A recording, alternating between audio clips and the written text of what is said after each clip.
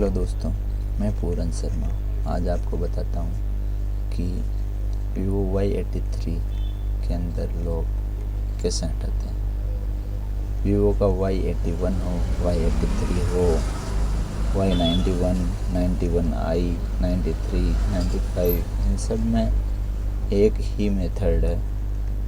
सबसे पहले decal box खोलना, एम्प्टी के क्लिक करना है। एम्प्टी के अंदर 4th बूट की जगह 8th बूट 8 बूट सेलेक्ट करना है। यूनिवर्सल की जगह VIVO Y83 सेलेक्ट करना है। फिर कस्टम सेटिंग के अंदर जाना है। DA फाइल और ऑथ फाइल, ये दो फाइल सेलेक्ट करना है, जो कि आप मेरे डिस्क्रिप्शन के अंदर जाके डाउनलोड कर सकते हो। ये DA सेलेक्ट कर लेते हैं।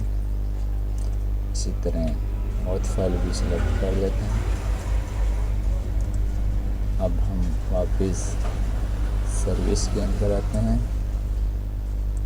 और फॉर्मेट सेलेक्ट करते हैं।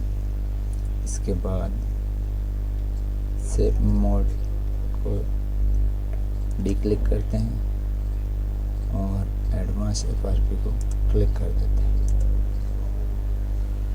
इसके बाद स्टार्ट बटन पे क्लिक करते हैं और USB केबल PC से कनेक्ट करते हैं बिना कोई बूट की दबाए हुए। नॉर्मल तरीके से USB क्लिक करते हैं, USB प्लग इन करते हैं।